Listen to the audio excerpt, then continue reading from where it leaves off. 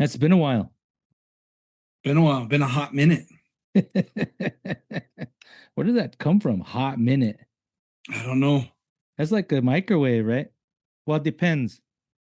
Like you can, like if you zap a tortilla for 1 minute, that's pretty hot. That tortilla comes out pretty hot. But if you zap like I don't know, like a potato or some hash browns for a minute, For a minute. you'll get one side that's real hot, but the inside's cold. You don't, and who wants that? Not this guy. Not this guy.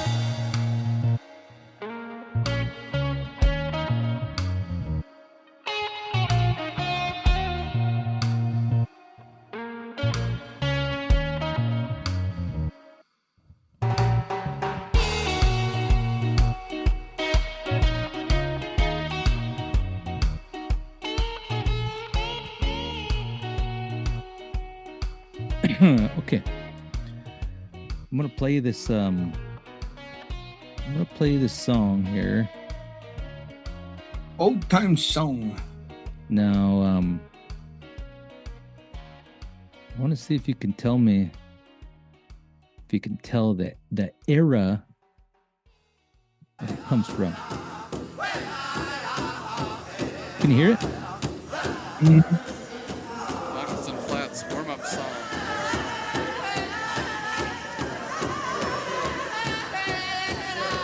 Yeah.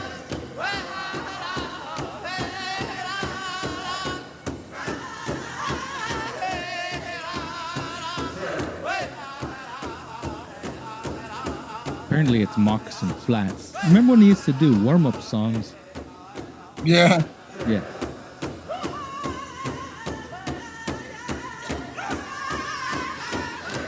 I would say like the mid 80s to like the early 90s.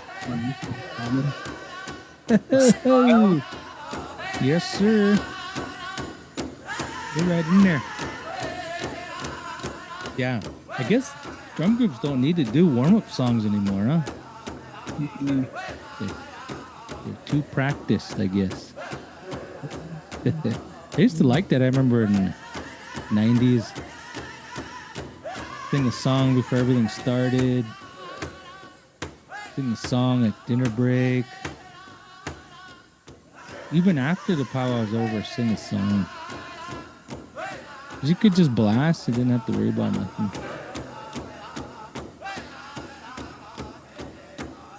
Yeah, you got it though, man. This is Sarsi Powwow 1991. Yeah. Moccasin Flats. Like where like Red Bull like kind of made the name. But yeah. Yeah. And then like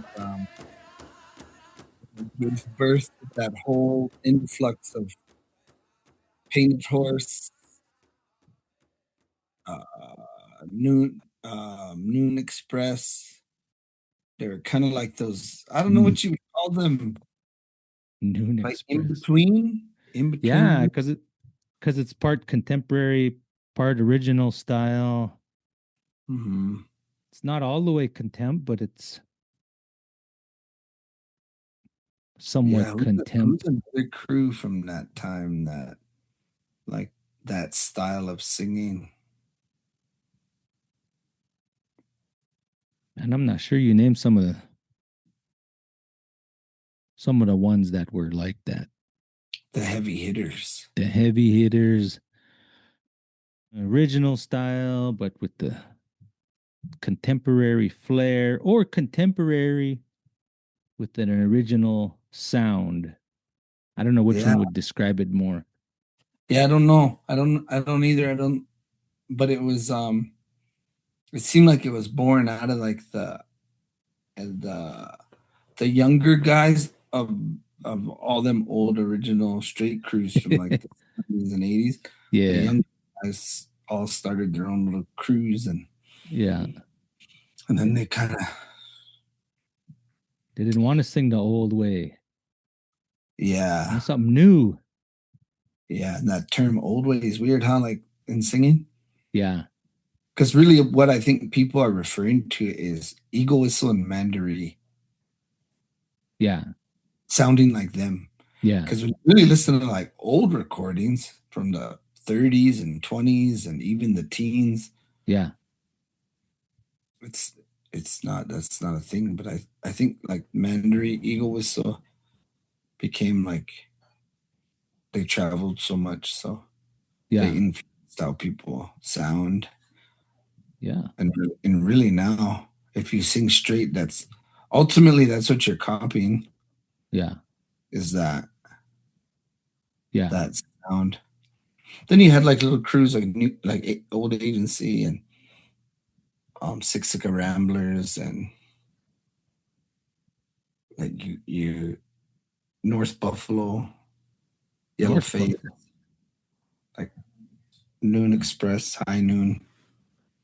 I'm just naming straight crews, but really they're all kind of like they're like it's like I don't know. I was thinking about the other day because I heard somebody say that I want to sing old style, and I'm like, I mean, in all reality, there isn't like an old style. Yeah. There, there's probably like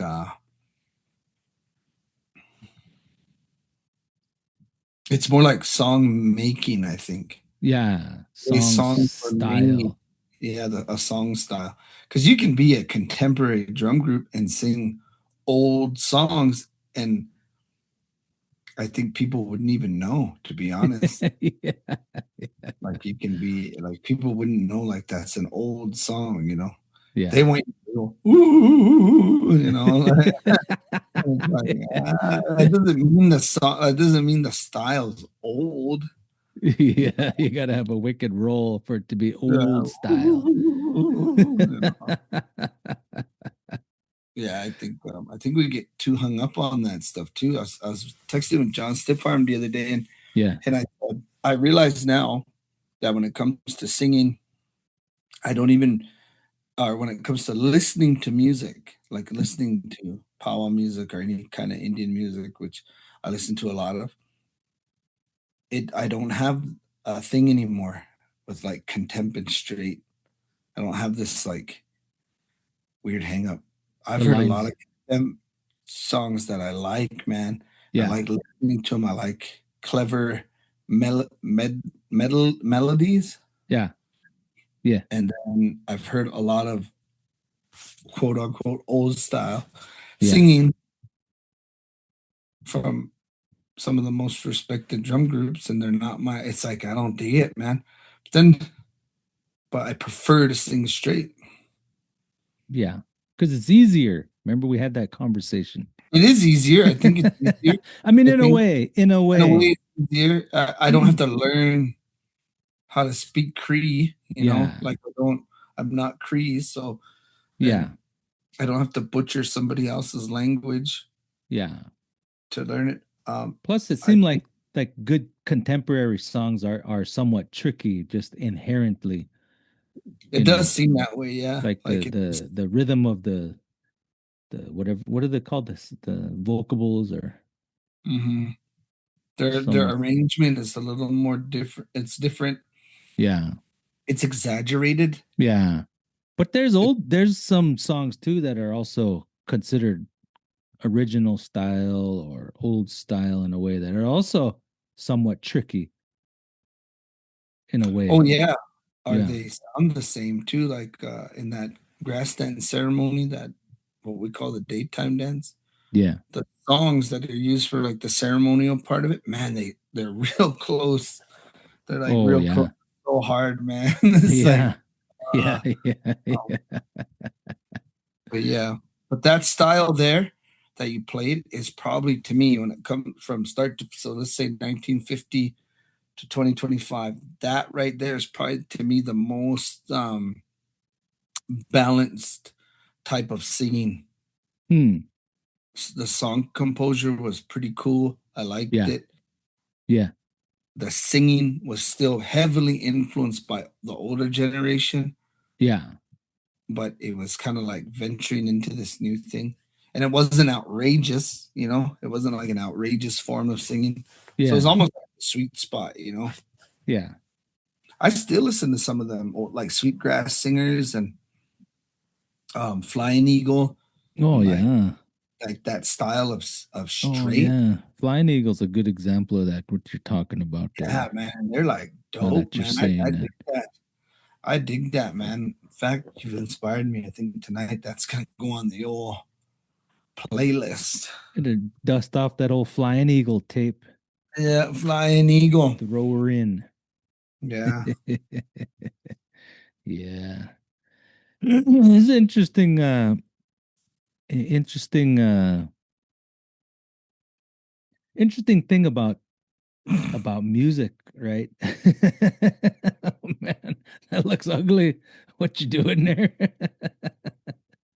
Remember that Yeah. show Wally, that little robot? Yeah. Yeah. And then he goes, gets to the ship where all the humans are.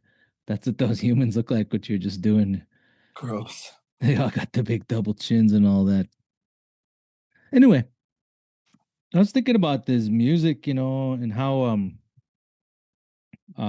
somewhat protective people used to be over songs that they'd sing in a public space. We sort of had Mm-hmm. that conversation before, people singing other people's songs, and that person would get mad about it, but they're singing it in a public space. So can they sing it anyway? I don't know. And then some people get mad. They say, well, that's a particular song that we only sing for such and such thing. However, they're still singing it in the public place, such as a powwow, those kind of things. That sort of that idea of, was he going to play something? Mm-mm. Oh, that idea of Zeroing in on a picture. oh, when people sort of, I don't know how you describe it, like scrape traditional stories or songs or even like medicinal knowledge or cultural expressions. That's way more easier today because of the internet, right? Yeah. Like you Yep. could Google up, traditional story, and you could find one that you like and just start telling it. Or, if you want to know something about,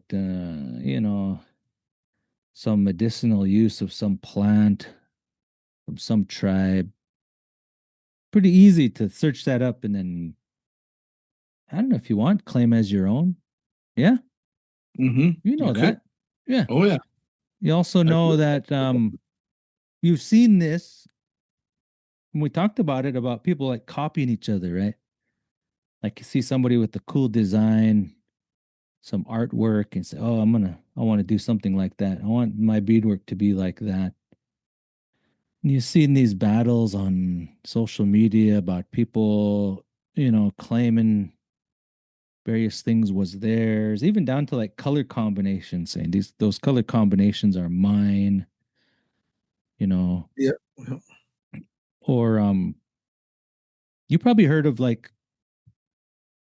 or we've talked about this, about like someone who takes it upon themselves to learn the language of another tribe, and they're not of that tribe, or they're not even native at all, but they took the time to look up the language and learn it, right? Yeah.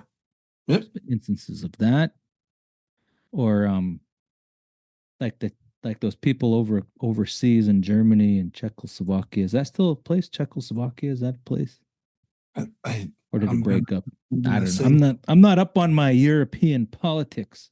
mm-mm. But so they copied the style of Native Americans, do their own powwows and make some pretty nice outfits. Mm-hmm. And somewhere in between all that, you can even have folks that sort of just make up.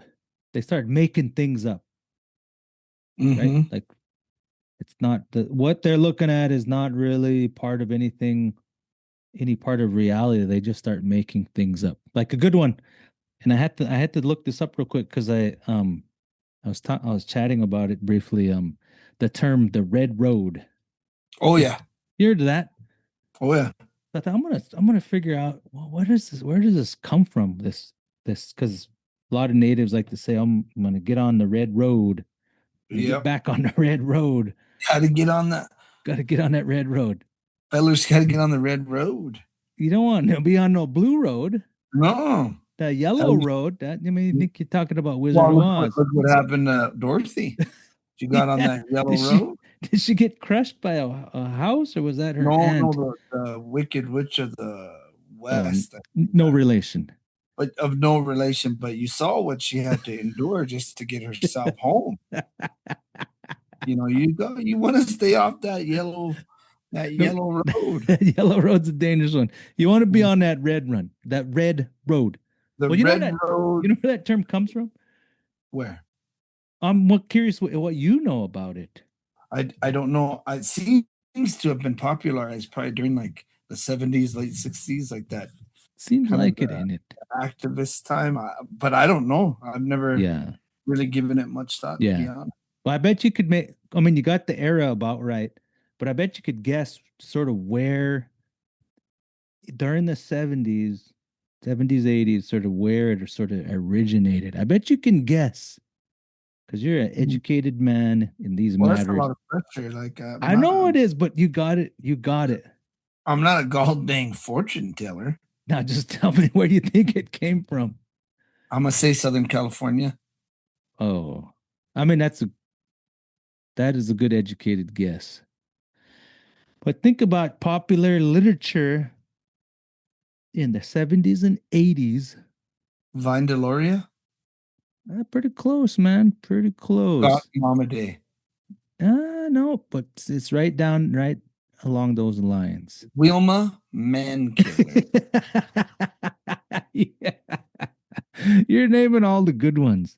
Yeah. Oh, apparently, and I don't know how true this is, but the phrase became more widely known through the English language publication about Lakota spirituality, particularly originating in a book that you probably can guess the title of right now. Black Elk Speaks. Yeah, man. Apparently there's that was translated by a guy.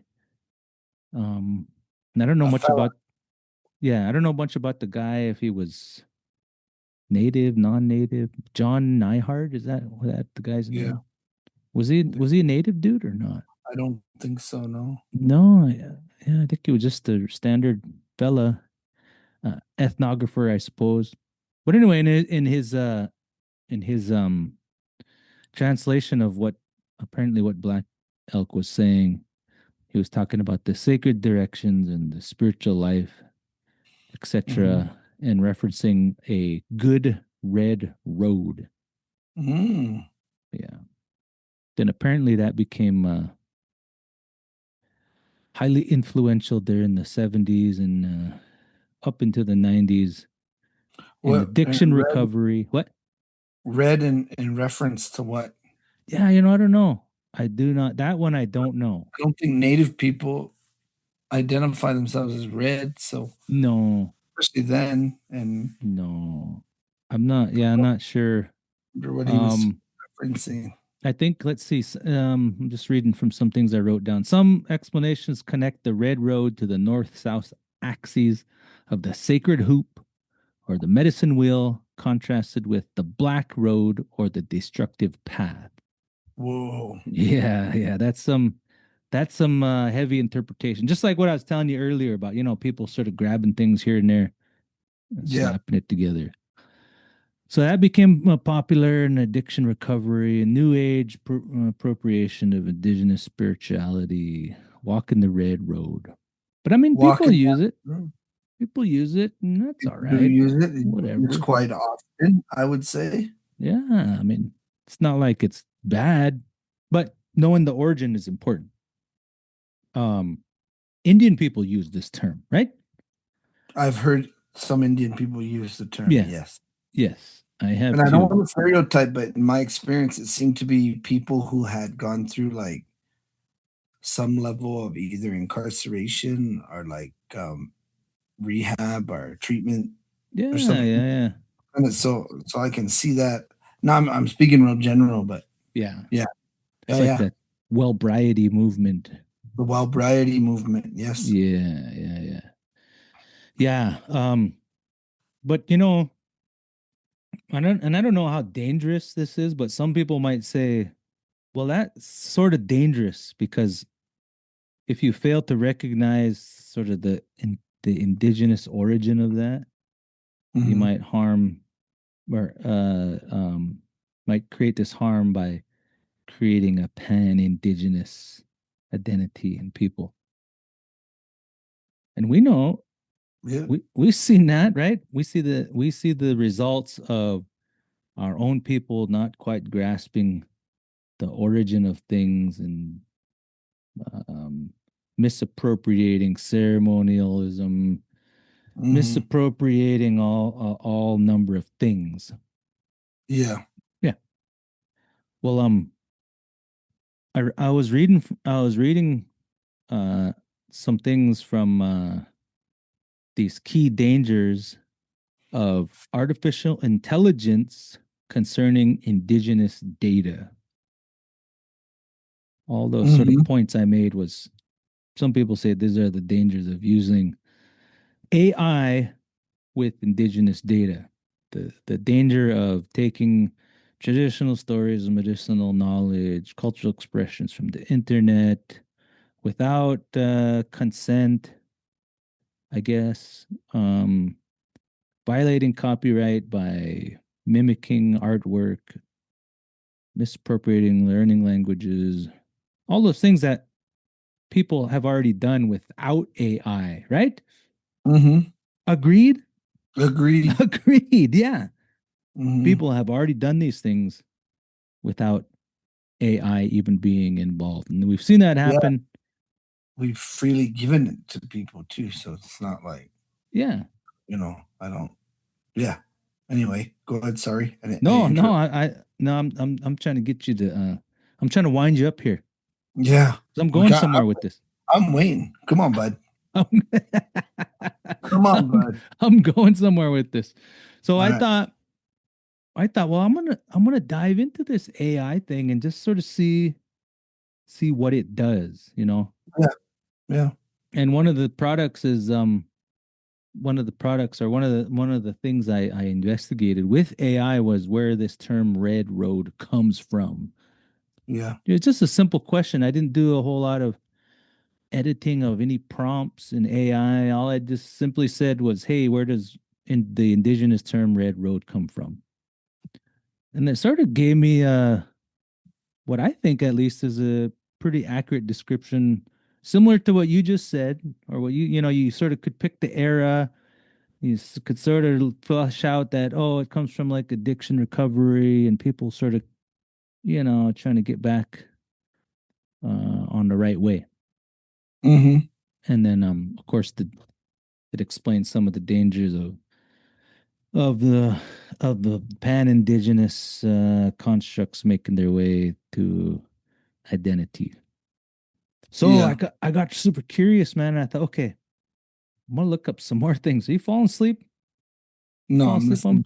okay, listen, because this is Deeply listening. now you could probably guess what another common thing that is floating around in Indian country that might be another good one to sort of investigate, right? Yeah. Are you asking me Yeah, to I'm asking guess? you what do you think I would have, or what do you think I should look up next? Because I've done this already. With okay, Okay, okay. so I looked up Red Road. Yeah. What are these other good ones that seem like they're not quite anchored to something correctly, and then see if AI can sort of figure that out. Some we sort of know, like Hmm.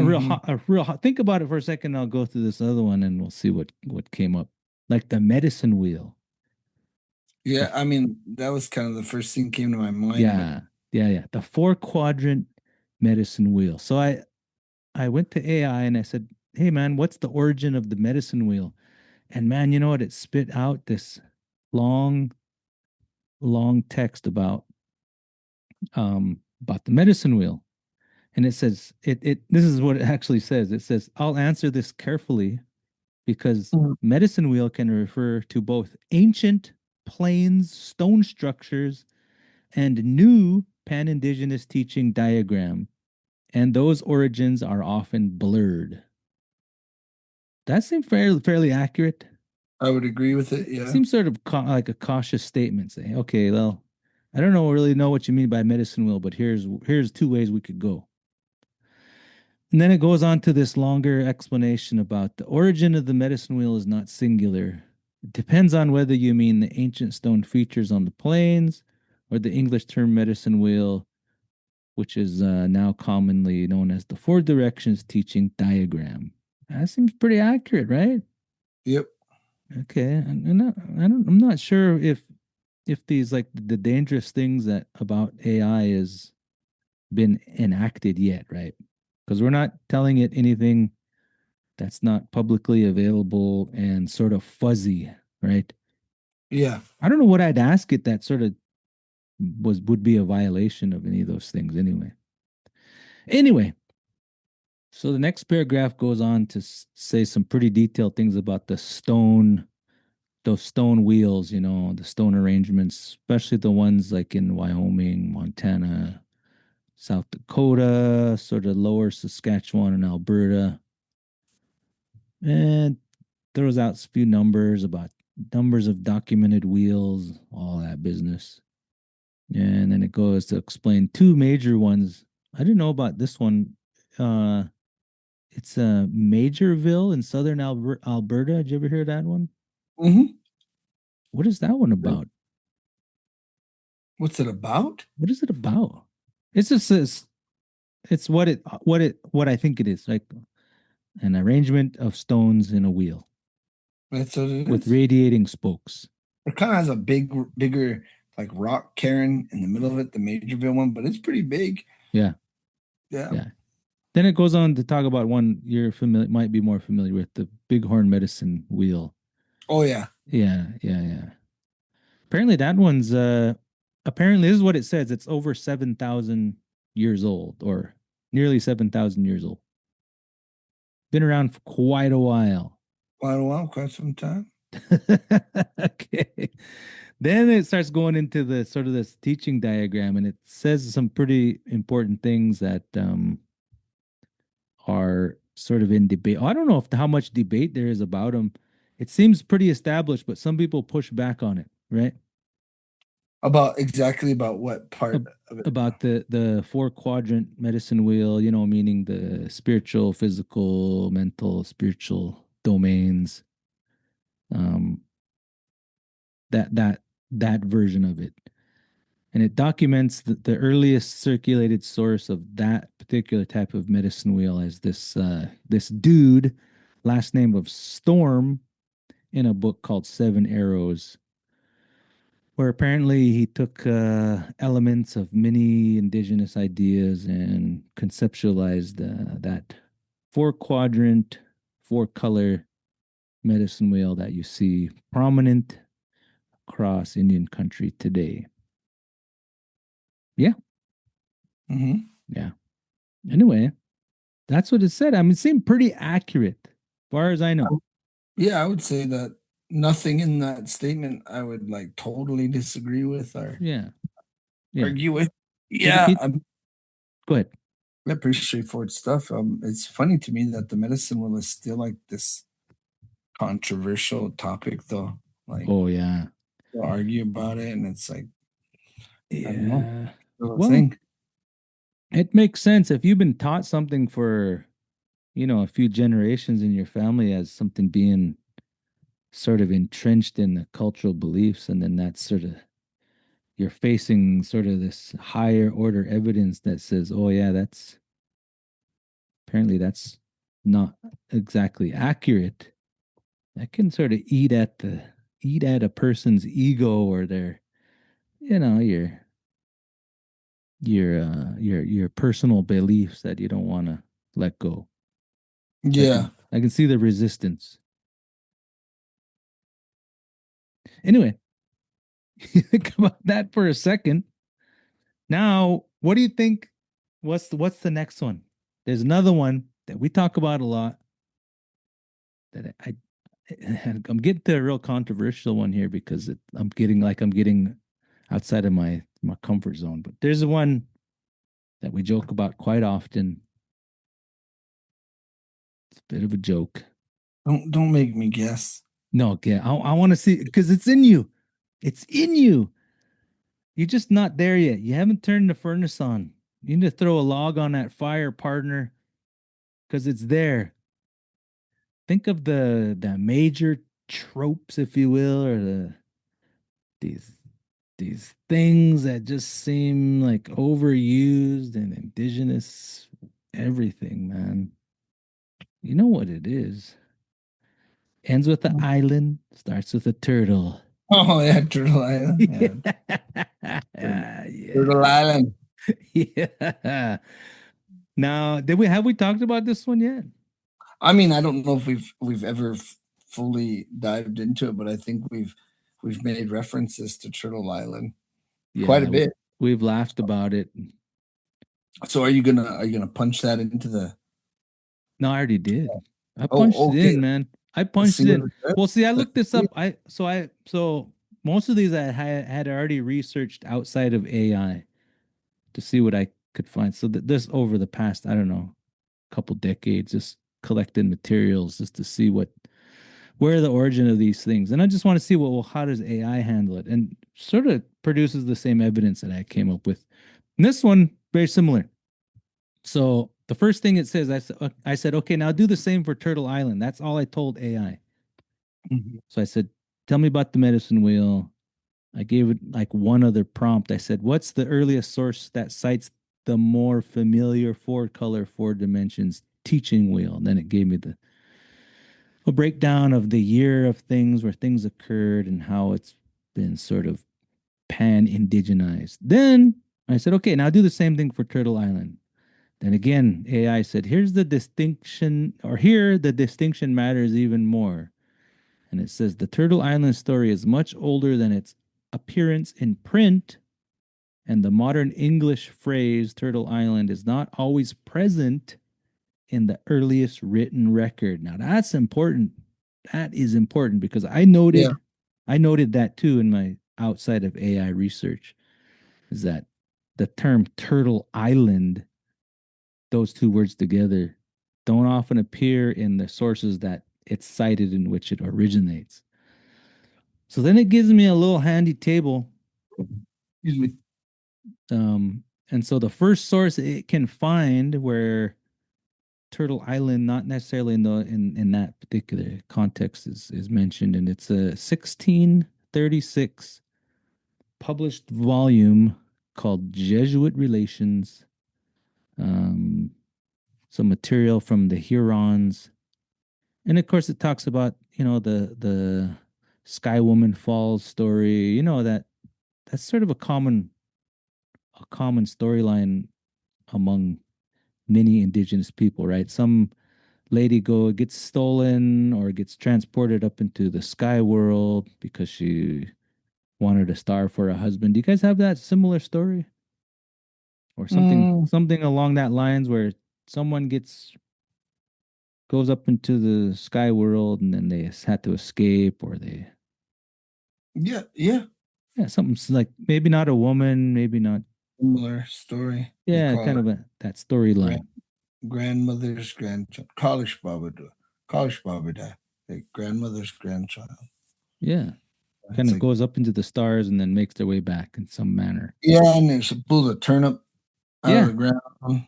yeah, that's the hole to get back or they see where they're Yeah, at. yeah, yeah. Yeah, yeah, yeah. So that story is referenced in here. Sky Woman Falls.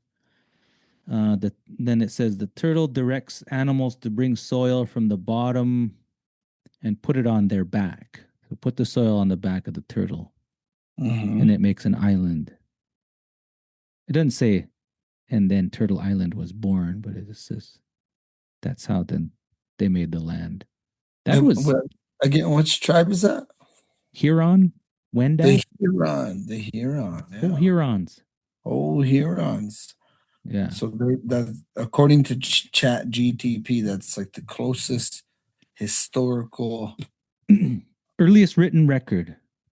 Yeah, Earliest written record. Not of the phrase Turtle Island, but the story that narrates what I just said. You know, a turtle puts an animal puts some soil on its back and creates this island that the Sky Woman lives on, or something like that. Then it goes through some of the same things, but then it starts going up into time, like 1680. You find it again in the same story, 1827, same story, but again, not saying Turtle Island. It's saying place soil on a turtle's back to make an island. 1904, same story. 1906. It's not until um 1974 where there's actually the story is called Turtle Island. So it becomes apparently, according to ChatGPT, becomes popularized. Major popularization of Turtle Island as an English name for the continent, in which this guy, Gary Snyder, in 1974, describes it as an old slash new name for the continent based on indigenous creation stories and recently reapplied to North America. Yeah, so for some reason, again, just like the Red Road, just like the Medicine Wheel, the 1970s had this sort of explosion of these weird, I don't know if they're weird, I shouldn't say weird, but conceptualization of these things. Makes sense though, that time, that the 70s, how that can, I get it. Yeah, because what was happening during the 70s, we all sort of know. Sort of Yeah, cultural revival, you know, after a there was. long period of loss, probably like multi-generational loss, and then people sort of trying to revive, and probably through media, books, those kind of things, you know. Yeah, so it makes a lot of sense that those things are Schmedia books. all lining up. Yeah. Now I don't know if this is exciting or Yeah, come on, or let's see. anything to you, but I thought it was real interesting. I thought it was real interesting, and so What's the controversial one? oh, I'm getting there. Oh yeah, I'm been waiting for that. Okay, well, I got to go through one more because, well, Okay. let's see, one. Let's see, one. Yeah, yep, yeah, one more. Let's do one more, and this one's more, I think, more recent. It's Yeah. sort of taken off more recently. We joked about it here on the podcast. No, I want to make you guess again. Think of your list. Your go-to funnies, your go-to ha-has. Yeah, you're gonna get this one. I know it. We got Turtle Island out of the way.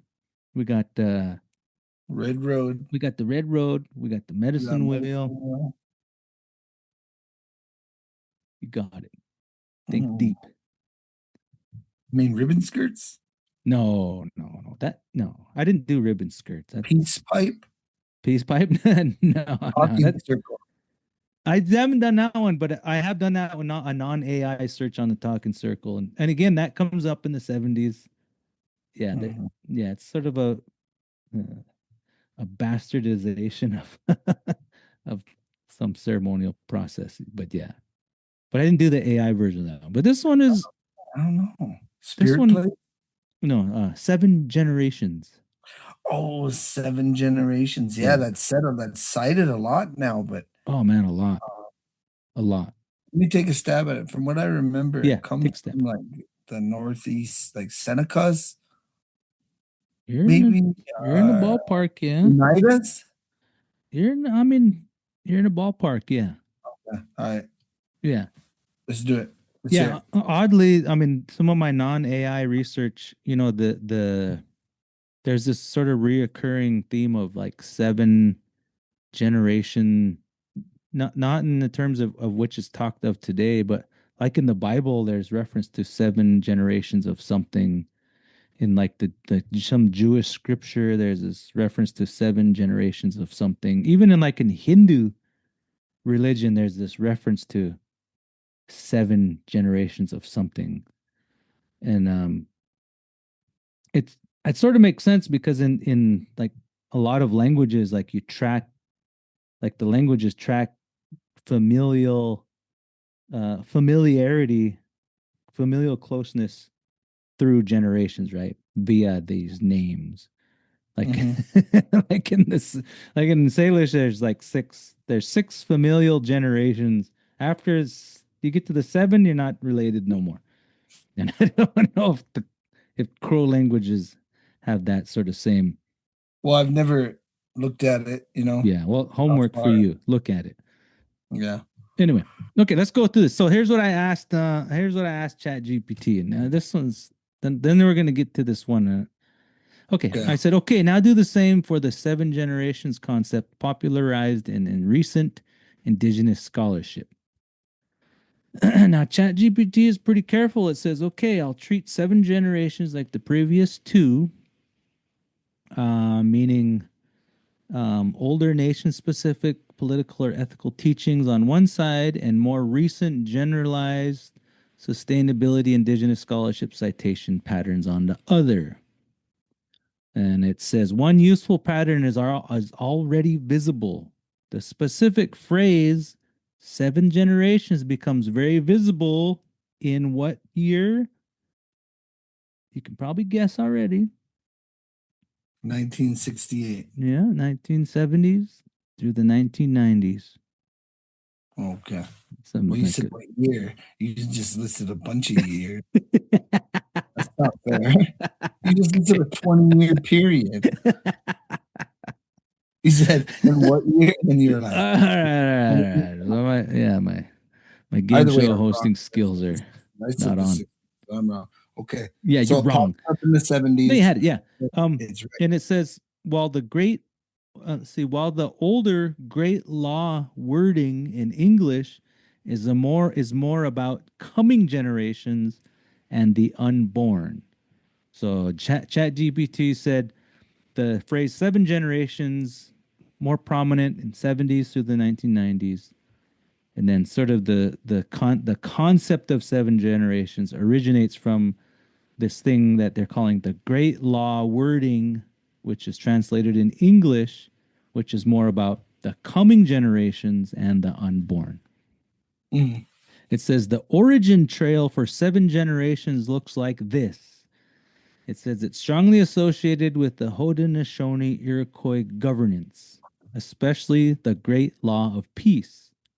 But the exact popular formula, meaning considering the impact of the next seven generations, is easier to document in the late 20th century indigenous political, environmental, and educational writing than it is in the earliest English transcriptions of the Great Law.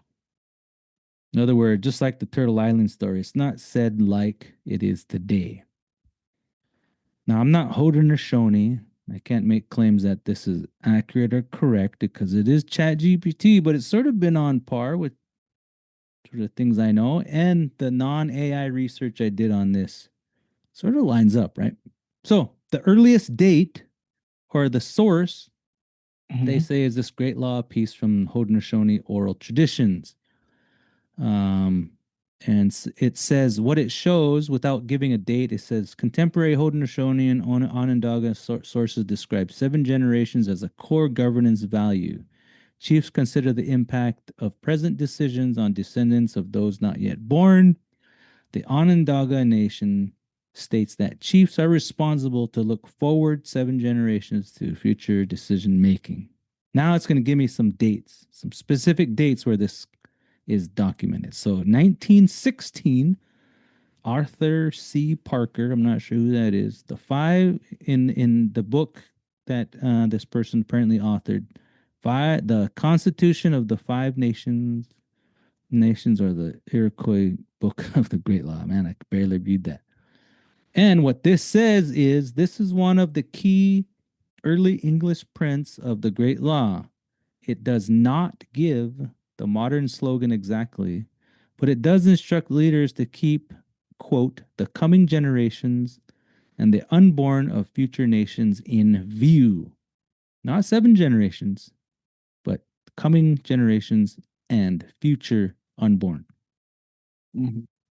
It ain't until 1977 in a pamphlet called Seven Generation Funds for Indigenous People comes out, where the early institutionalization of seven generations is popularized in this organization, where they say that yes, this seven generations idea is founded in the Great Law of Peace. And then in 1980, old Oren Lyons, who is Iroquois, I believe. Well, I think he's Haudenosaunee. Yeah. Okay. Yeah. Yeah. Anyway, he writes a piece called "An Iroquois Perspective" in an issue called "The American Indian Environment, Ecological Issues, and Native American History." And this is apparently one of the strongest earlier printed versions of the explicit source of seven generations.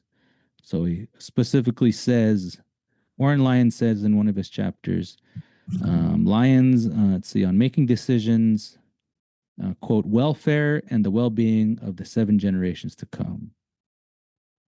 Yeah.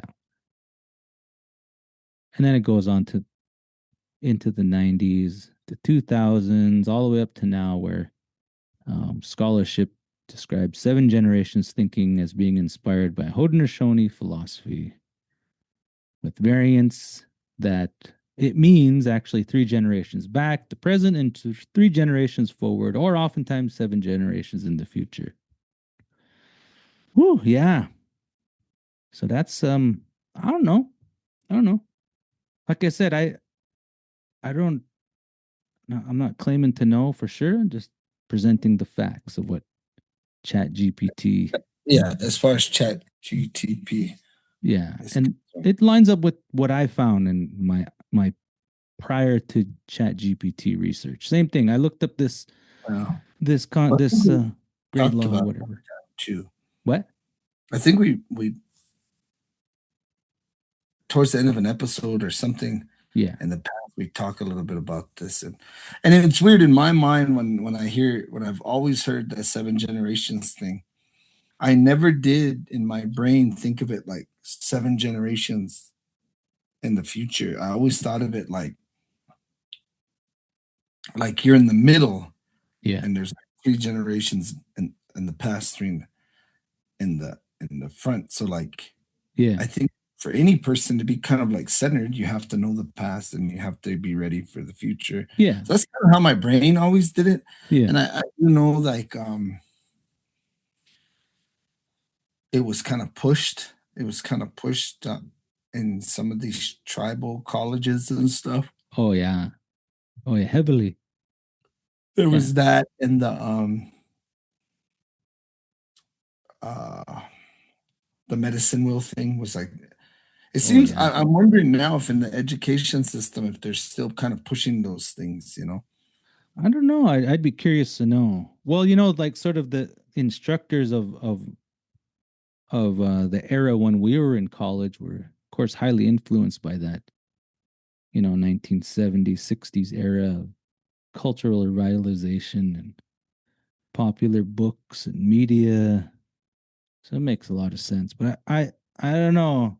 I would hope that there's sort of critical thought on these things and that they're sort of being challenged and looked into more now that we have more access to archival material and resources besides what you can just check out in a library these days. Yeah. So Yeah. anyway, before I get to the last one that I think is like I'm way out of my league here, but I was so curious about this one. So I asked Chat GPT because I was curious what they thought. Is Chat GPT a they, them, or Thine. thou, thine? Oh, thine. I don't know what Chat GPT is. I asked it, what are some other similar, often generalized pan-indigenous principles that seem to lack specificity and sources they can be attached to? And so Chat GPT says, I'm going to keep the same critical frame that these ideas are fake, but these ideas are often detached from specific nations, languages, texts, teachings, or political history.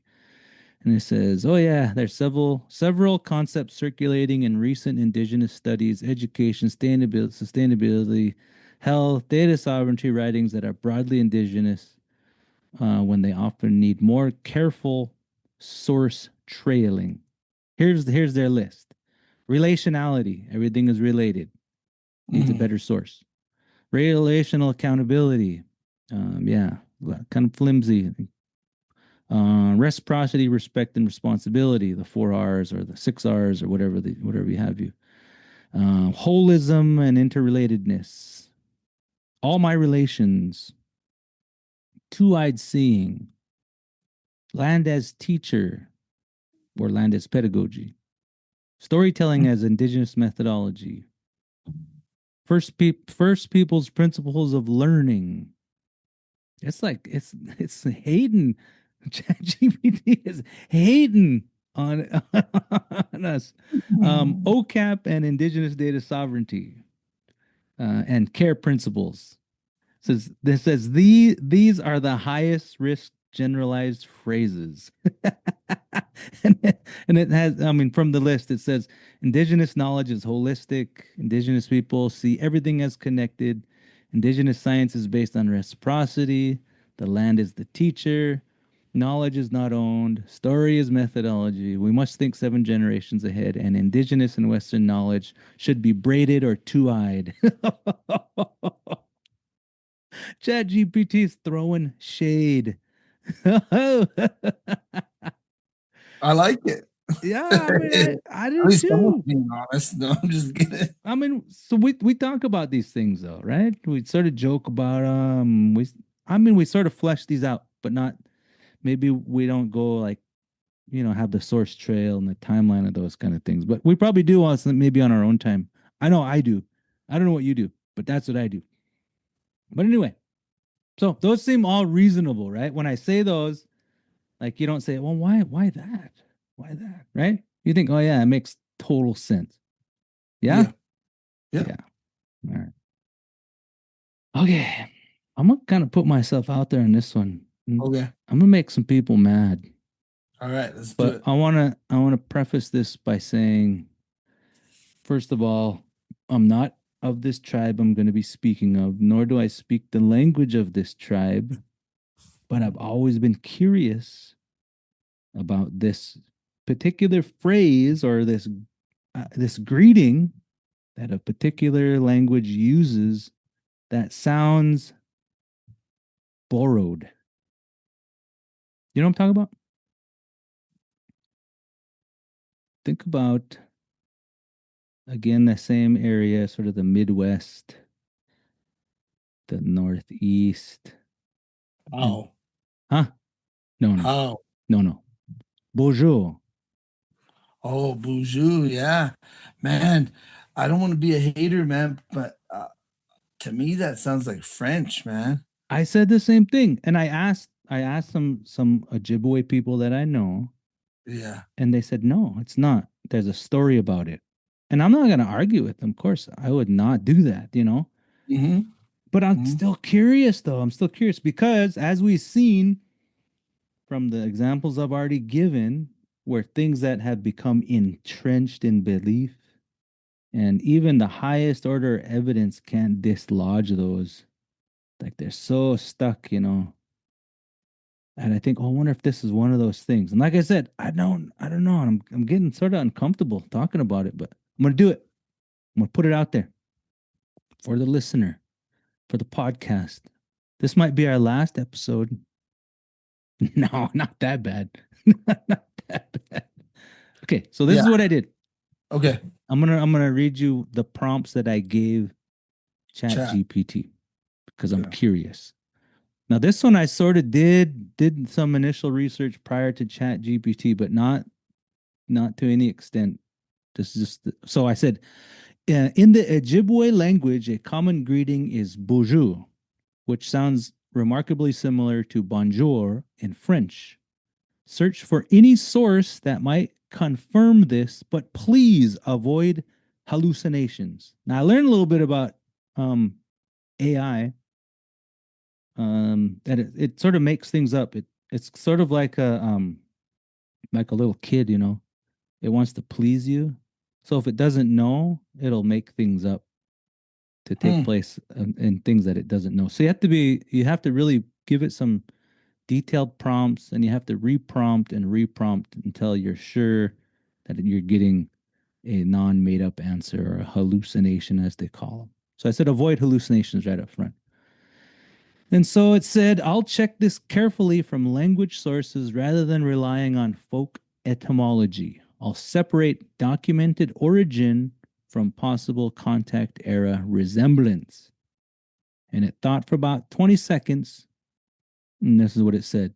It said, I found no solid source confirming that the Ojibwe Bonjour comes from French bonjour.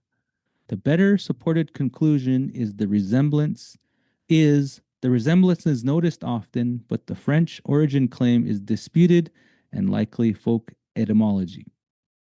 So then it gives some of the key findings. The Ojibwe People's Dictionary simply defines bonjour as a greeting, hello, without deriving it from French. And this is the one. So I had to investigate more, but then it says a common Anishinaabe explanation is that bonjour is connected to Nana bonjour or Wena bonjour, a cultural trickster hero figure. Some sources explicitly reject the bonjour theory, saying the word predates French contact. Um, then it gives a concluding statement. Although bonjour sounds similar to French bonjour, it did not find I did not find reliable linguistic evidence confirming that it derived from French.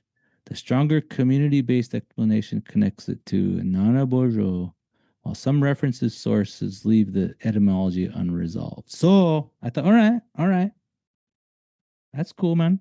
I thought, I'm gonna do a follow-up because I want to see the data that it's pulling. So I said, this is my prompt. What are the earliest documented descriptions of this word and its origins? Now, this is where it gets good. This is where it gets good. You're waiting for it. I could tell I am you kind of had a bit of a smile. Your mouth sort of turned. It turned. waiting. It I'm turned up. waiting. I'm excited. I'm excited. Oh, I can't. In fact, I need this. Come on. You need it. Okay.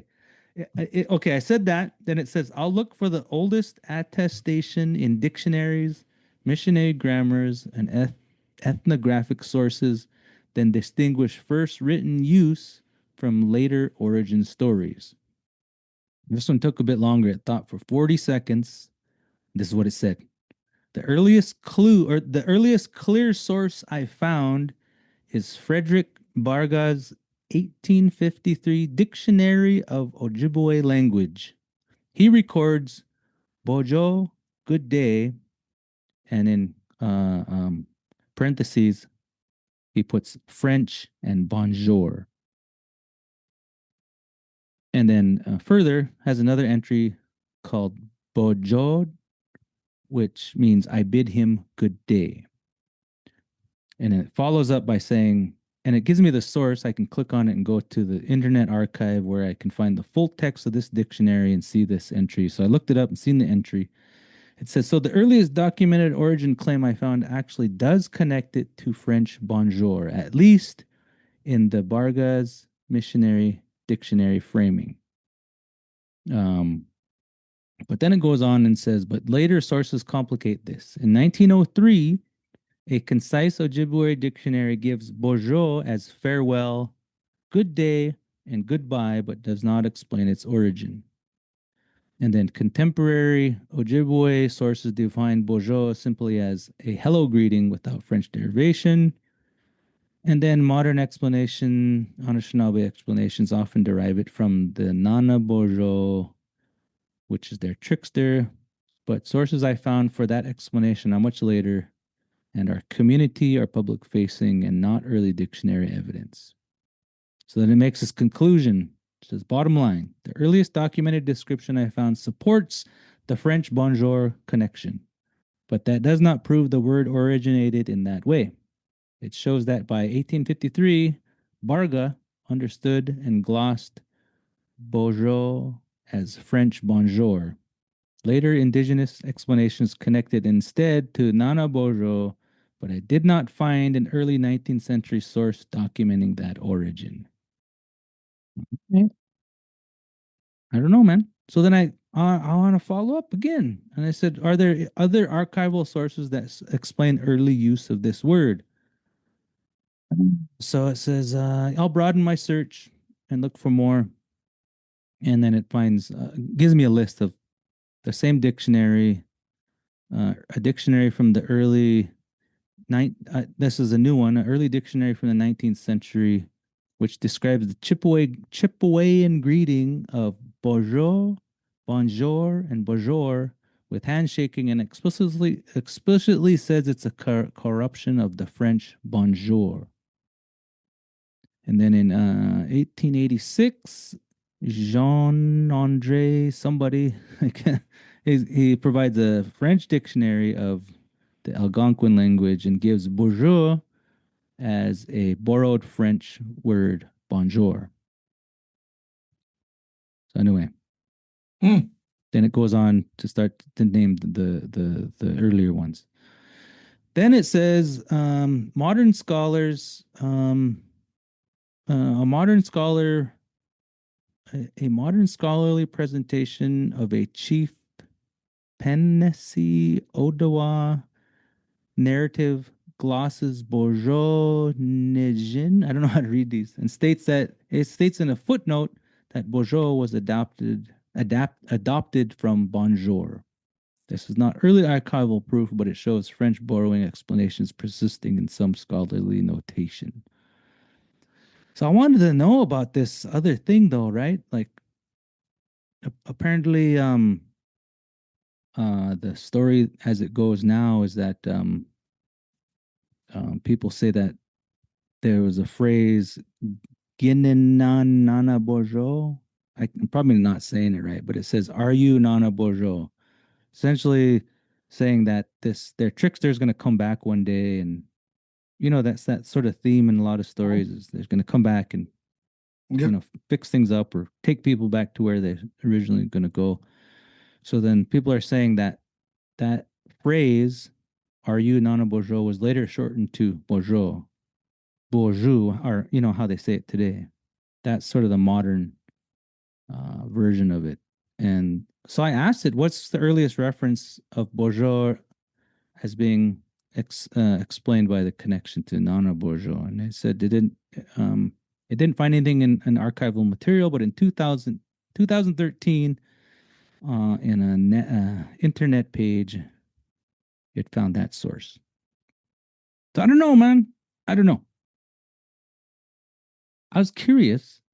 That's what I found. I'm not saying I'm not going to say ChatGPT is correct here, but it provides some compelling evidence.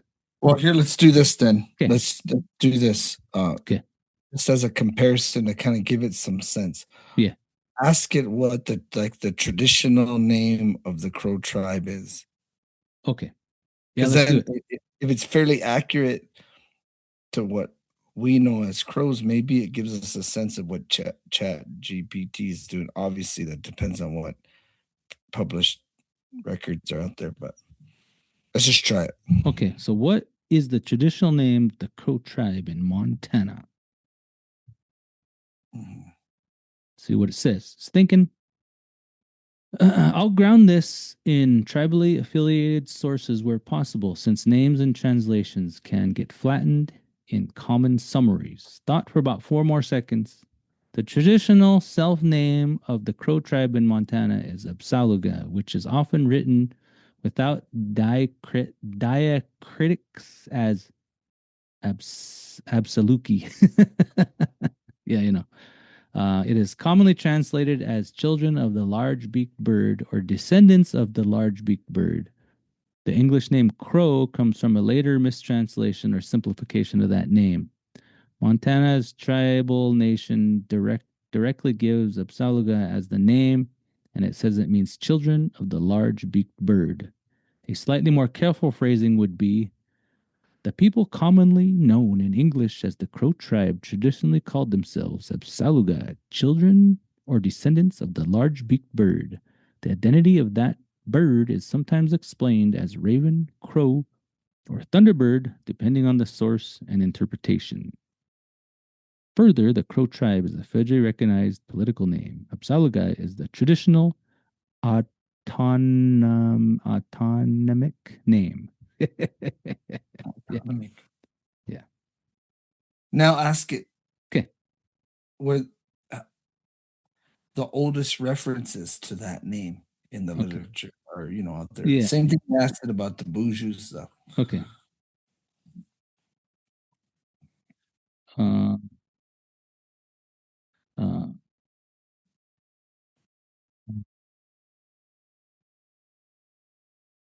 Okay. What is the oldest archival or accessible reference to this word origin? Let's see what it says. I'm looking for the earliest accessible documentary trail separating earliest use of the name from earliest explanation or its origin, since those are not always the same.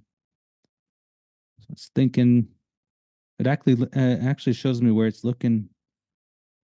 It looked at Walmart.com. Is it really? Yeah, it just flashes some of the pages looking at Facebook, Vintage News, Pinterest, archives.org, crowsociety.com, Wikipedia. It had a whole bunch. Okay, then it's narrating what it's doing, but I can't read it fast enough because it's just going by real fast. It says, I think I need to cite Hodges. I need to I went by it too fast. So here's what it said. After 47 seconds, it said the oldest accessible reference I can verify so far for the name origin translation is the Bureau of American Ethnology Hodges Handbook of American Indians north of Mexico entry for Crow Indians, first published in 1907. That entry gives the older spelling Absaroke, Absorke, you know that one, Absorke. And it says Crow Indians through French gens de Corbel. I don't know. I can't speak French. Of their name, Apsáalooke, Crow, Sparrowhawk, or Bird People. So the earliest verifiable printed explanation I found is not yet the modern phrasing children of the large-beaked bird, but rather crow, sparrowhawk, or bird people. A later Jesuit historical volume citing Hodges repeats essentially the same explanation. The crow is a translation through the French of their own name, Apsáalooke, crow, sparrowhawk, or bird people. Then it sort of gives a breakdown of something. It says a useful distinction. Earliest possible European references in 1742, the Lavendry expedition. Familiar with that? Yep, those brothers. How do you say that? Lavendry? I think it's Lavendre or something. Yeah, Lavendry. That expedition, anyway, likely encountered people later identified by some scholars as the Crow or the Apsáalooke, but the journal calls them, I can't read the French, Behomes? Like people? Let me see what it says. Rather than recording them as Apsáalooke or explaining the name, the NPS history, National Park Service history, notes that this expedition materials are difficult to align with modern tribal names, and then tribal identification is interpretive. I don't know what that word means. Beaux, and then the other word is Homes. That's French. Let me see if I can translate that. Okay. Oh, guess what it translates to? What's that? Handsome men. Oh yeah. Oh yeah, he said. Yeah. So the earliest accessible name origin explanation I can verify is Hodges's that handbook from 1907. Let's see. That's what it came up with. So I wouldn't say it's wrong. So I think it's important to say, like, ChatGPT isn't going to be accurate in the sense of like telling the truths of tribes. It's going to just look for what's available, Yeah. and it's going to draw its conclusions off of that. Yeah. It's not necessarily making interpretations, and it's throwing out all these cautionary things. Like at the very end, it says, I'll state it cautiously this way. And it says, the early accessible source I can verify that explains the origin of the name in Hodges's handbook entry, which glosses Apsáalooke as crow, sparrow, hawk, or bird people. But the more specific phrase appears to be modern standard explanation, but I have not yet found a pre 1907 archival source.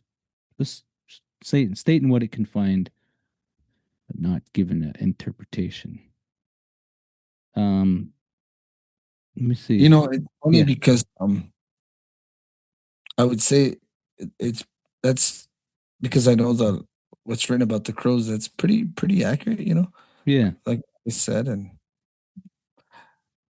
Yeah. so based on what's out there and comparing it to the crow thing, I mean that if that's the oldest, I'd be interested to know how they were recording the Ojibwe language back then, Yeah. and if they were just drawing conclusions too based on how things sound, right? Like they could Yeah. say, well, that sounds like Boozhoo sounds like Bonjour. So they were kind of coming up with their own conclusions based on Yeah. that. That Another thing too is if that's the term possible. is borrowed, there's nothing wrong with that. Yeah. So Yeah. because we know that terms are borrowed, Yeah. it happens all the time. Yeah. Salish language has French words, Yeah. Um, Crow has words from other tribes, and Yeah. other tribes have words that from Crow, and Yeah. yeah, Clearly documented. it's not, to me, it's not like that big of a deal. It shouldn't hurt someone's identity or anything like that. But if there's an Ojibwe listener that has some insight into this, I'd be curious to hear it. Someone that's willing to question themselves a little bit, Yeah. Yeah. Yeah. That would be interesting conversation. It Sort of would be. break that down a bit more. Apsáalooke, actually, in the word Apsáalooke, it makes no reference, or the term bird isn't in it at all. Oh, really? Yeah, just a ba means nose or beak. It could mean beak. Hmm. Iza means big, and dogwa or doga, which would be laga, means child or children or kids, Hmm. offspring. So be iza laga, Hmm. Apsáalooke, Nothing to do child with the bird. child of a big beak, Something with the and big beak. and and there's all these references to the Crow Indians being related to the crow bird or like the thunderbird or the Yeah. eagle. But it's none of those things. It's Yeah. um it's a bird in the tobacco ceremony that's used to lead the people from kind of this preparatory place to the finished place, which is a it's a it's a you could say it's kind of like a reenactment of our migration. Yeah. So you follow it. Hmm. It's a crane, but for that ceremony, I mean that's what it is. It's a large beaked bird, Hmm. and they just follow it. Yeah. Yeah. Hmm. And that comes from that that description you just gave just now. You could not find that on the internet anywhere. I don't think so. No, I've never seen it. And the term Apsáalooke is actually a Hidatsa word. What? It's not a Crow word. If you were to say it in Crow, you would say Abizadaga. Oh yeah. Yeah, yeah. I think we talked about this before. Not Biza. on the podcast. Abiza, probably a Biza if you're mixing the two nose and big. Apsáalooke Hmm. is what you say. Apsáalooke is probably how they would say Apsáalooke, Yeah. and they say Apsáalooke. Yeah. Yeah. So while you're doing that, I sort of followed up on this thing, and I said, what are other sources from other tribal groups for the name of the crows? And so it gave me the Hidatsa, the one you just said. So confirming what you just said, right? So the source of that name is Hidatsa, often explained as children of the large-beaked bird. But I didn't give no dates, and it says Hidatsa also from Lewis and Clark's transcription, but it has a different word called Paunch Pooters or Paunch Indians. And then it has a Crow language branch reference. I don't even know how to say it. Peelatche,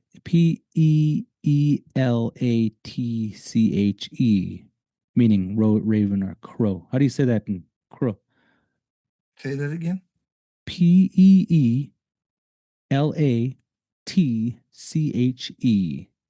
Pelecha. Is that? Pelecha is a raven. Oh, okay. So that's Crow language Pelecha. branch reference from Lewis and Clark. Crow. It's a crow. Okay.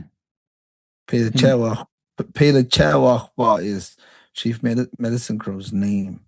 Pelechawahpa, holy, hmm, like a holy raven or I guess holy crow, hmm, medicine crow. hmm. And then it has the sign language, which is the bird wing sign, the beating of the wing, yeah. And then the general neighborhood tribal pattern. Da, da, da. Okay, that's so much there. Then so I followed up. I said, well, what are the earliest archival materials and dates for these references that you just gave? And it says the earliest one was 1904, 1905. Lewis and Clark, in their estimate of Eastern Indians, sort of gives that explanation that you just gave about the Hidatsas calling you folks the Apsáalooke. Yeah. Not in those Apsáalooke. exact words, but it's Because our real name is Beluga. Beluga. oh yeah, that's what does that mean? Our side. Our side, Our side, yeah. literally. I think so, yeah. Beluga. Hmm. Beluga. Let's see if that showed up in here, but I don't see it. Anyway, I thought that was pretty interesting. And this whole AI tool and some people's the key dangers of AI and indigenous data, that cautionary tale of extractivism. I don't think that's a danger just isolated to AI. That's our own people and non-indigenous people can do that without AI. I already see it happening. Everything that's sort of in that list I gave you at the beginning. I think it's just how much you authorize it as an expert in whatever it's searching up. You have to have that critical background knowledge to say, okay, is this evidence supported by what I Yeah. know, what I've known? But even then again, even if it gives you new evidence, you have to be sort of open to sort of dialoguing it or critically thinking about it a bit more. And we've both been down that road, I think, changing our minds on things. Oh yeah. I think that's a pretty normal thing. I think life wouldn't be any fun though if you already knew everything when you're young. Um, Yeah. I think people who are inquisitive and also have the willingness to admit when they don't know something, and that goes for like anything. Yeah. It's not just like scholarship. It's like being a mechanic or Yeah. being a horseman, a Yeah. welder, a soldier, a cop, a Yeah. counselor. anything. People who are willing to admit their intellectual shortcomings are often the most successful.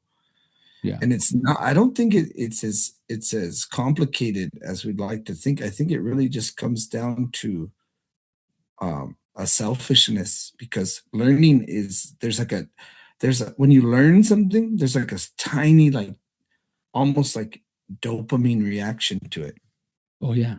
There's like Yeah. a little euphoria to Yeah. it. So when once somebody figures out that learning something Yeah. invokes that, like it becomes like really like addicting, like that kind of wanting to learn all the time thing. Yeah. Um, I think, but you can't do that till you admit you don't know something, or that you're willing to be hearing other views of something. And I Yeah. think too much in Indian country, we're like, and I think it's because of a certain level of insecurity Yeah. that we're not allowed to think that way. We have to know, like we have to know everything. And Yeah. it's like, man, like that's just like impossible, you know? And it's Yeah. like, Yeah. we Yeah. we do it ourselves, where we'll look at a person and they're like the cultural person of your community or your where you live, and we don't take initiatives to like learn so Yeah. we can become people like that. Yeah. We adopt this weird belief that it's all on them, that we have to be like them and they have to know everything. And it's like they're also like, if you were to like sit down and have really candid conversations with them, they're exhausted. You know, they're like, we like this is not the plan, it's not the design. Like you guys are supposed to like be active participants in this and not wait for me to give the blessings to do things and all that. You know, Yeah. I see tribes doing this, and I don't know what it is. Why it all, to me, it all has to come down to like this belief we've adopted that we're supposed to already know. So if we don't know, there's like a fear that comes with it. But man, once you shed that, it's like you just take off, and then Yeah. just for it. So like all this stuff we're talking about, the medicine wheel stuff, this, it's like if you were to scope most native people in our circles, meaning like reservations, Indian communities, whatever, people who are practitioners of their ceremonial life, and you were to like scope them and say, what does this term mean to you? Most of those people are going to say kind of what we're taught or what we've heard, and we're just going to say it. Yeah. But if you were to like sit down and visit with them and say, like, really, what does this term mean to you? What is it? I think it's very different responses, Yeah. and they're gonna be like, "Well, actually, it doesn't mean anything to me." Yeah. You know, these we don't talk about turtles, we don't talk about islands, like it's not a thing for us. Like, Yeah. but we've adopted this vernacular, and I think people are afraid to now question it, Yeah. Yeah. I and think you're right. we're always taught these like fake things. I really do think they're fake, and I don't know where they come from. Maybe boarding school or the church, where we're like, we don't question our elders, and I'm like, I Yeah. do all the time. Yeah. Like I don't believe everything they say. Yeah. As someone shouldn't believe everything I say. People should question me, and Yeah. so I don't understand this like church mentality, or it's like congregationalism. It's like, oh, here's the elder. Like the way they talk, it's like Yeah. really Cultism. like a cult, like kind of guru, like monarch, kind of like royal selected. So Yeah. it's odd to me. So like if we're sitting on this, what we're doing right now is sitting here questioning really popular ideas, Yeah. and especially in the academic and like the mental health scene. Yeah. I'm not I'm not questioning the medicine wheel thing because I hate it. I mean, Yeah. it's pretty rare that I hate something.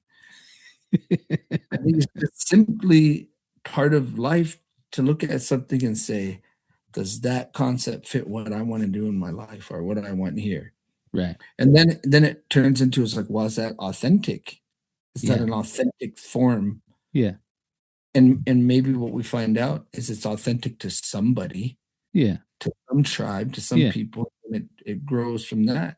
And Yeah. I'm willing to accept that. I'm willing to say like, oh, okay, as Yeah. long as when I say, just like the would you say Narragansett, or who is it that talk about Turtle Island?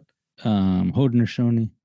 The Haudenosaunee, just like the Haudenosaunee, there are mentions of Turtle Island. If that's how we talk, that's acceptable. I'm not against Turtle Island. What I'm against is making it generic and trivializing it. Yeah. Yeah. It's like said thought about it now I forgot. Yeah. It's this thing of I mean even if it's not authentic, but it works, that's cool too. As long as you're not Yeah, dressing it yeah. up as Don't authentic. just yeah, don't dress it up, man. Yeah. And like that's the thing is I think it's just coming down to being honest about what something is, Yeah.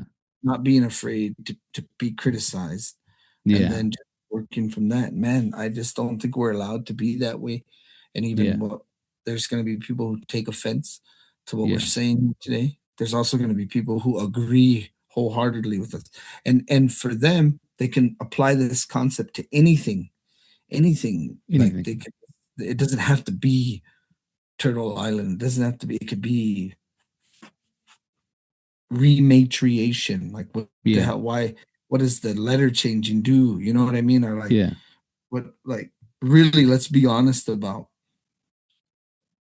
ultimately where these things go wrong is because the arena in which they're in is not authentic to begin with. So Right. like we have all these concepts that we're taking from native people and we're applying it to a place that they don't belong, and then we wonder why they're clunky and why they're funny almost, you know. Yeah. There's nothing more funny to me than going to like a gathering on a university campus, and all these tribal people get together and they clunk their way through making a spirit plate and praying for the food, and it's so awkward, and Yeah. it's like, when are we just going to admit that sometimes when we do white people shit, we should just do white people shit? Yeah. You know what I mean? Yeah. I sort of Like had we don't that. need to Yeah. make it something it's Yeah. not. You know? Yeah. Yeah. I sort of had that thought today when I was watching this ribbon cutting of a new casino back home, and I in my head, my private thoughts, I was thinking, man, that they could have done something more authentic, real Salish, to but that well, it's a casino, man. Ribbon cutting's fine. Like you said, white Yeah, people just make things it a do white ribbon people cutting. stuff. One time I was at I won't even say the place or location, but they're wanting to do like this dedication, plant a tree in memory of somebody. Yeah. And it's like, in all reality, let's just plant the tree, have somebody say a few good words about the person that we're Yeah. planting the tree for, and then we plant the tree, and then everybody is happy. Yeah. Instead, they tried to make the planting the tree thing native. Oh, oh So there's no. an honor song, then there's like a person dancing towards the hole where the tree's gonna go, Oh no. and then they take a bag full of like Prince Albert tobacco or tops or whatever it is, and they like pour the tobacco in the hole in the ground, and then, which is commercial tobacco anyway. It's like a whole thing. They plant the tree, everyone's emotional and rightfully so, right? It's a Yeah. memorial. Yeah. And a year later, the tree dies.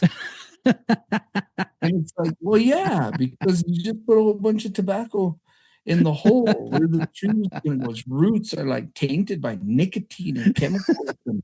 And it's like, and they're like, well, as long as you have a good heart, it's like, well, sometimes no, man. No. And sometimes we can just do the thing. Like, let's just plant the tree, and that's meaningful. Yeah. It's still meaning, it doesn't have Yeah. to be the other stuff. So You ain't got to I dress think it up. we don't have to dress it up, man. No. Like, you can put a dress on a pig, it's still a pig. Yeah. You know, I Yeah. can stand in a garage all day.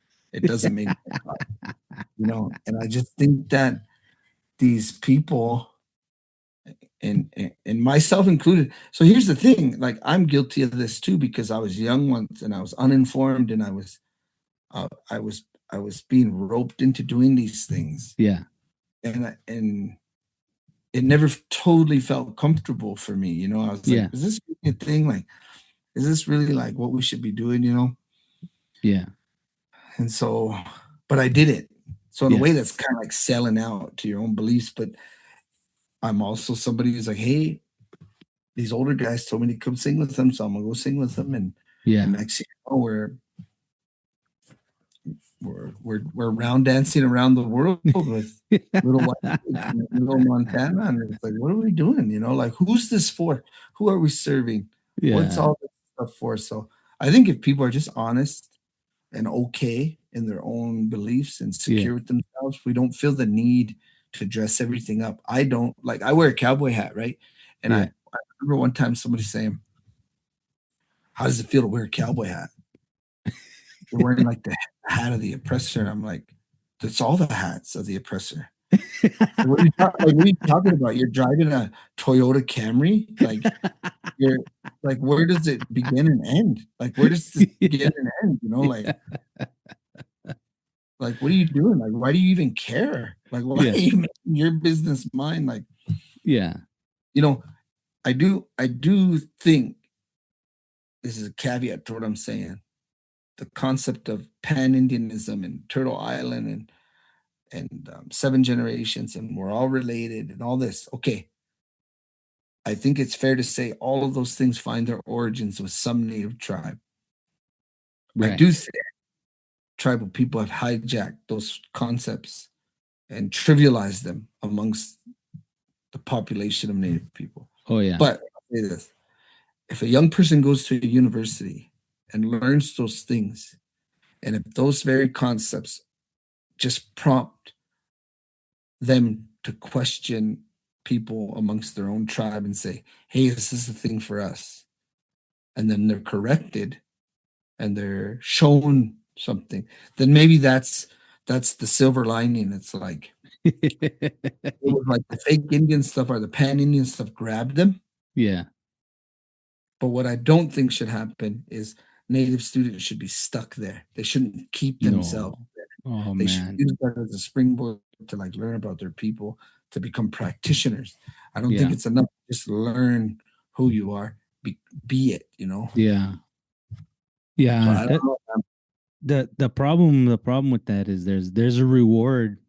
There's a reward for promoting those pan indigenous ideas, an academic reward, you can splash your scholarship with that stuff and you'll get citations, man, and people will ask you to come talk about your seven generations teachings and all these things, that's the reward. So the seduction of that is a very strong thing. But this, so yeah, so it's sort of, I think I see this separated in two ideas, and we can sort of start wrapping up that, and then we can continue talking about this later. But so there's like what you call like first order evidence, right? That's things that sort of support a claim that you might have, and those things are easy to find in a way. I maybe not always, but it's easy to, like, I could easily find why seven generations is a good thing. Yeah. I can find Yeah. support for that. It's not bad. You know, none It's of these are yeah, bad. it's not bad, but when I ask myself, well, if this is an indigenous teaching, then what does that really mean? Then then where's the teaching? Let's yeah, get to the teaching part. then you got And to sort of gather some higher order evidence, which yeah, asks very specific questions like how reliable is all these sources that are feeding this to me? like if I want to learn seven generations, the teaching of the seven generations, whatever it is, then I want to learn it from the Iroquois. Yeah. I don't want to learn it from an intro to literature teacher. I don't want to Yeah. learn. I don't want to learn Maslow's hierarchy of needs. I want to learn the Blackfoot painted teepee. Just Yeah. teach me. Yeah. I don't need to learn that part of it. I don't need to. I learned this pretty early on because I kind of got into like this early on when I was younger, I really got into like Vine Deloria and Scott Momaday Yeah. and these guys like the native activism. I read a book called Like a Hurricane. It was about like native activism, Yeah. the Red Power movement, and all this into like all the way to Peltier and all this stuff. And Yeah. PVAR's like rights of Indian tribes and landmark Indian law cases. I was getting into all this stuff and I was like learning and digesting all of it. Yeah. What I realized is like activism now, native activism, has become its own culture. It's its own thing. And so, Yeah. And in fact, the more and more I dove into native law and policy and the social economic status of tribes and political status and things like that, it was Yeah. actually pulling me further and further away from the cultural stuff Oh yeah. because it's its own culture, it's its own Yeah. thing, right? Yeah. So it has its own rules, it has its own sodality, it has its own, Yeah. and in a way, kind of a kinship, like its own camaraderie. It's Yeah. that thing is its own. It's separate. It Yeah. felt to me to be separate. So, Yeah. and I think that can often be masked as native culture and belief is that Oh yeah. that form of activism.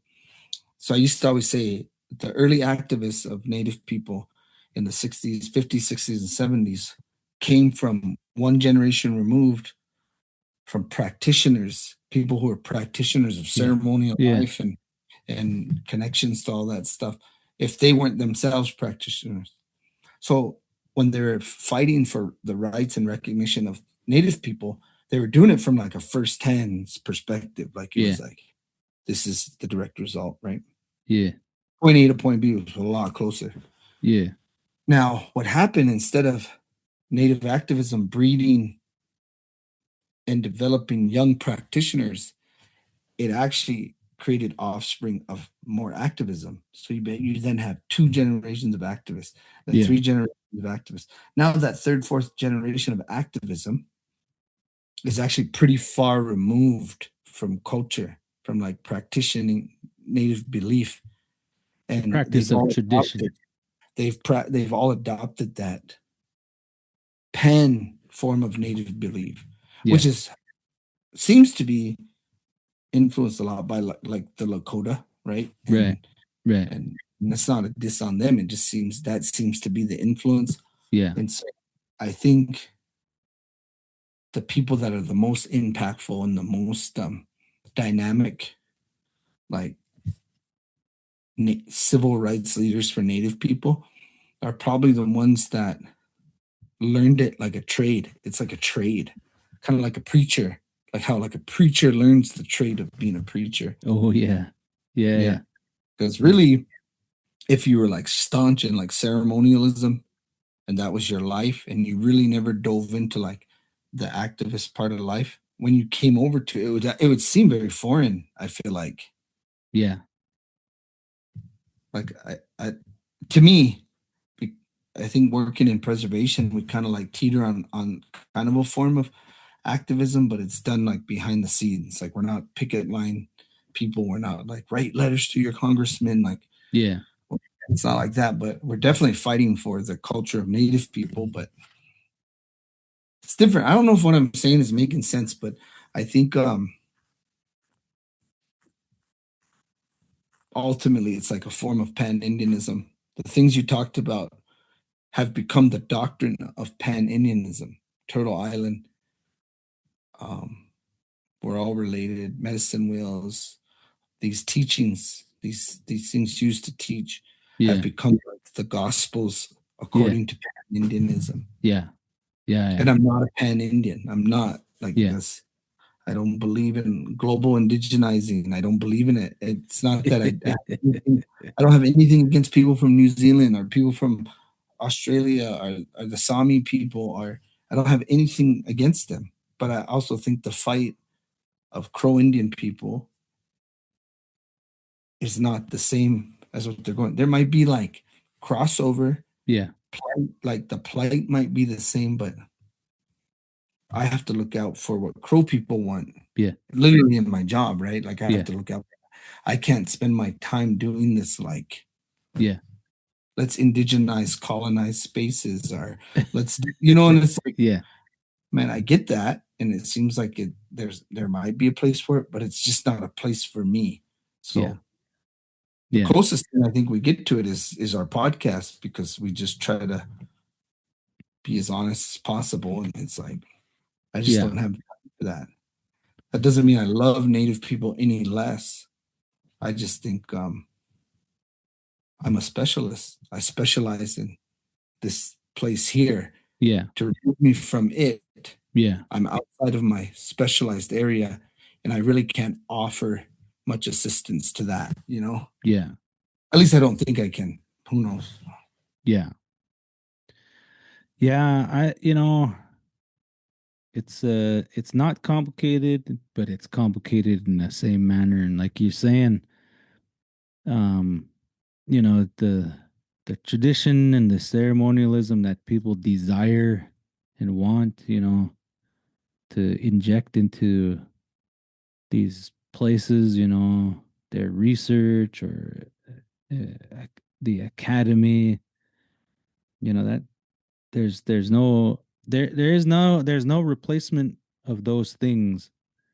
Um, they require hard work, and I think some of these things that are pan indigenous are they're easy and they're accessible. That's what makes them so attractive. And when you're talking about this way, that these activist way, some people get so drunk on it, they're almost like addicts, and it's you challenge them a bit, and they sort of go into a rage. You know how a drunk does when you take their booze away, tell them to Yeah. sober up.